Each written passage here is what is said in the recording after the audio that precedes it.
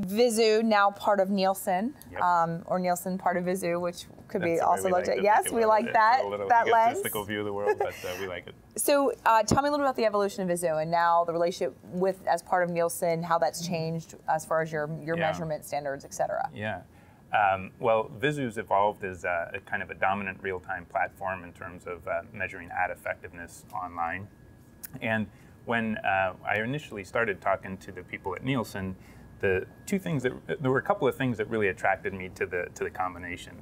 One was product synergy, and going back to all the discussion on GRPs, since day one of selling ad effectiveness, the first thing that I always got asked by our clients was, can you give us some demographic data to go with that? And the fact that Nielsen has the only MRC accredited GRP platform made that a very obvious fit.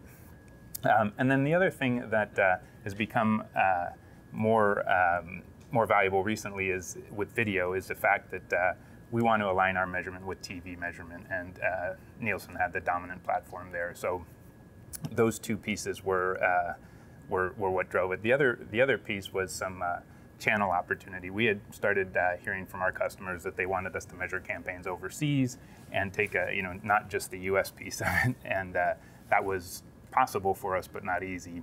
And then lastly, Nielsen has a very strong position with the advertisers directly. Vizu had a very strong relationships with the agencies and publishers, and that allows us to kind of complete the supply chain and help everybody collaborate.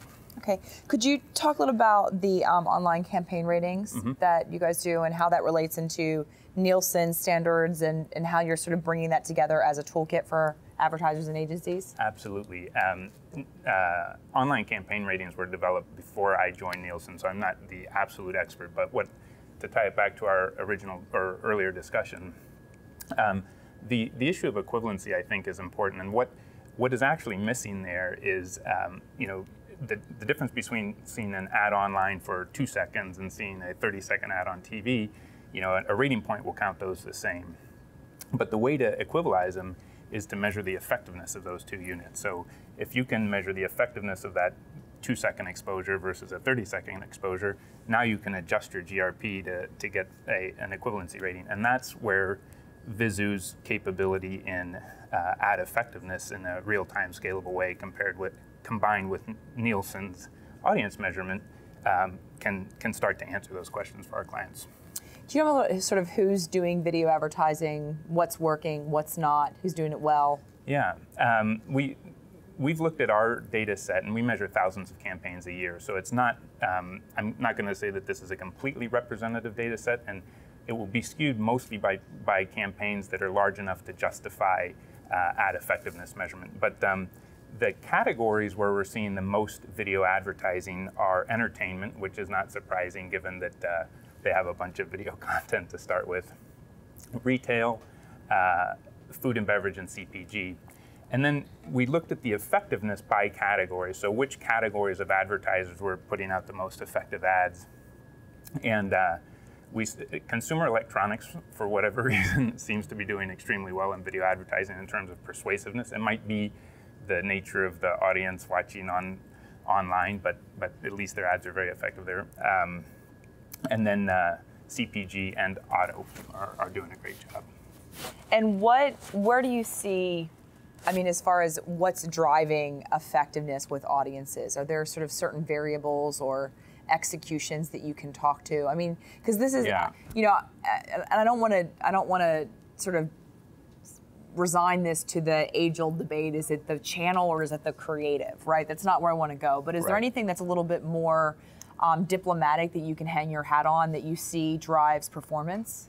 I don't see, we haven't dove into the individual elements of creative that tend to drive performance, but one thing that we have looked at is display advertising versus video advertising, and we see that quite often you'll get the same effect from 1 to 2 exposures of a video ad that you will from a full set of exposure on display. So say that a campaign is running and people are seeing display ads whatever half a dozen times and the video ad once, you'll often see an equivalent amount of influence from from one video ad versus multiple display ads. But in terms of like what makes it really great, I think that depends on your objective and your audience and your creative, and those things change with every campaign. This gets to equivalency on, what is, a video player on a mobile is 100% real estate of the screen, right? Versus something that's a 300 by 250. Right. How are you guys working to sort of normalize a lot of that data? Well, a lot of that goes back to the concept of a first-party panel or a single source panel, and that's I think the only way you can look at it. You have to be looking at the same set of people and see what they're watching online, on tablets, on TV, and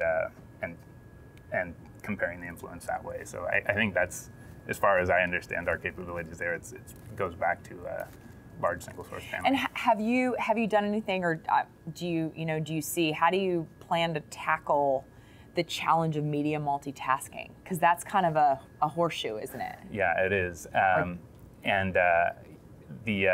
We're looking at different capabilities in terms of watermarking video ads so that we can capture whether or not people are seeing them on TV or online. Video ads served online? All kinds, okay. Yeah. But we're early in the days of that, but that is one strategy of getting at that level of exposure. And then there are also listening devices like the Into Nows and so forth that can hear what it is that you're actually watching on TV, and measure exposure to TV as well as being able to link it to online. That's interesting. I mean, when we're talking about sort of tackling the media multitasking, enigma, you're talking about it in a panel basis, right? Yep. I mean, just sort of. I mean, how would you do that at scale? I think there are limitations unless you get to some sort of cookie level matching. I'm not sure how to connect all the fragmentation other than with a panel or some sort of unique identifier. And as you get more insight, I mean, let's fast forward and the watermarking technology is working, you're sort of 24 months from now, and we're really able to tell, the average consumer when they're watching television has this many devices, and this is the impact on the soft metrics like recall, purchase intent, et cetera. Right. We can really look at what the media effectiveness is, or the delta rather. Yep.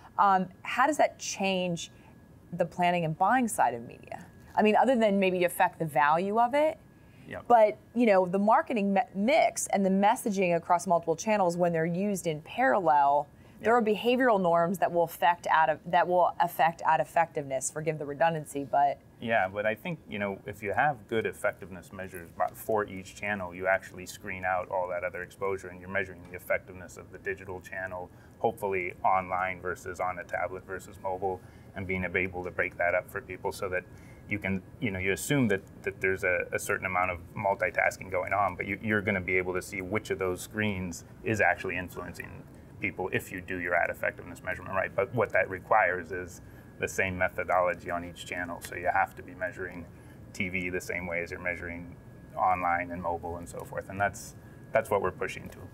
So if we talked about sort of measurement challenge. Because it's possible if you're looking at 3 screens, one of them is not registering at all. And that's where the effectiveness piece is going to pick that up. And it's going to say, well, TV is actually what's influencing somebody, not the mobile piece. And you'll adjust spending that way. Well, and the idea of taking someone through the funnel, right, from a broadcast medium to a conversational medium, and how you manage that. So if we were to just talk about sort of the horizon and the measurement nuts to crack, right? Like the big challenges. What would you say are sort of the top 3 that, whether you guys are specifically addressing it as part of your product mix, or just in general, what do you think are the 3 measurement challenges that if we tackled would have the greatest impact on the industry in a positive way? One of them is some sort of unique identifier in mobile, so that we can get a hand around that. I think a lot of the measurement there is either done with panels, not that effectively, or just kind of lower forms of measurement. So I think that's one of them. And then on video, I think it's about the integrations. Integrations with all the ad serving platforms, the live rails, Auditudes, and so forth, and being able to make ad effectiveness measurement very, very easy to implement. Right now, it's hard, and you need to have those integrations to scale the measurement. You mean in real time, sort of side by side, you're serving and also and delivery? When these media buyers are, buying that campaign, they need to be able to check a box to say I want valid measurement to go along with that and have it happen. But right now, because these campaigns are trafficked across a bunch of new ad serving platforms and video ad serving platforms, there isn't similar ways to measure on each of those platforms.